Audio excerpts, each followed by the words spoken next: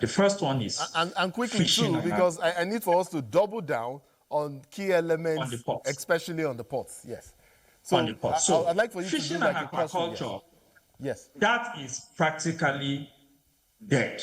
And it's a huge industry, it's a huge component of our marine and blue economy.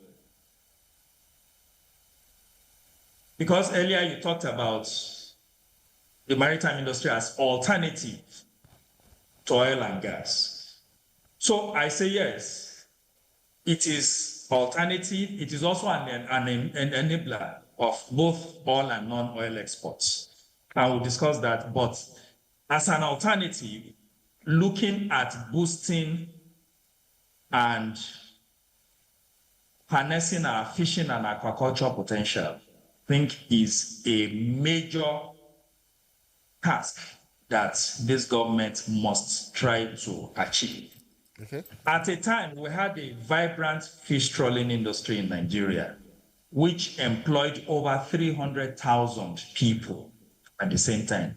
When piracy, sea robbery, and attacks on the waterways came, that industry died. It is coming back to life now, but then it is dominated by Chinese and Greek vessels. So this is one area. And then we're getting incursions, and still we're getting incursions on our waters from neighboring countries. Certainly we are. So that is one key alternative that we should begin to look to. And we talked then about tourism and recreation. You know what it is. Elsewhere you see people cruising on the waterways, enjoying their holidays. I was discussing with a friend, a ship owner, in December. I said, look, dirty December, where is the shipping sector here? We should have a cruise vessel anchored somewhere as an alternative to the hotels and the lounges on shore that people are going to. So that is also a big business. And then offshore energy and mining, that's the third one I'm discussing. We are already doing a lot of offshore energy. I mean, we are doing a lot of offshore exploration of oil, which is good. And but offshore mining is still very minimal. And we have a lot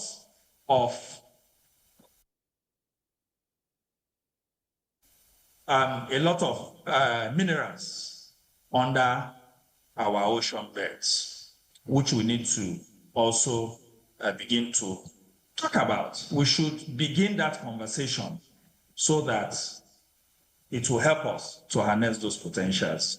And pharmaceuticals and cosmetics, believe it or not, we have many products that rely on our marine resources. Yes, for pharmaceuticals, many people don't know that. We import a lot of our pharmaceuticals. We spend a lot of foreign exchange. We expend a lot of foreign exchange to import so many drugs. But there are many of these drugs are actually marine-derived medicines. Antibiotics are derived from marine bacteria. We have antiviral drugs, which come from marine sponges. Marine corals are also good materials for developing anti-cancer agents. So all of these things are there. Even cosmetics, some of the cosmetics that we use are derived from marine resources. So we need to be intentional. This is the point I'm trying to get at in terms of harnessing our marine resources. Now to the last one, which is shipping and transportation, which is where the port development you talked about will be coming in. And I will talk about that in two folds. Okay. So shipping and transportation, we talk of owning vessels, using ships to drive our commodities back and forth. And then the other one is the port, where these ships berth to discharge or to load. I said earlier that the shipping sector can provide an alternative. It is also an enabler of more resources for our country.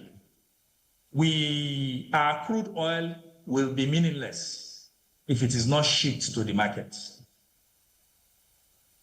But who does the shipping? This is one key issue that I hope this government is able to address. Who does the shipping? It is the foreign interest, the foreign buyers. We should be doing the shipping. And that will help us derive more money from our crude oil. Right now, we sell as FOB, free on board. That means the buyer arranges the shipping of our crude oil.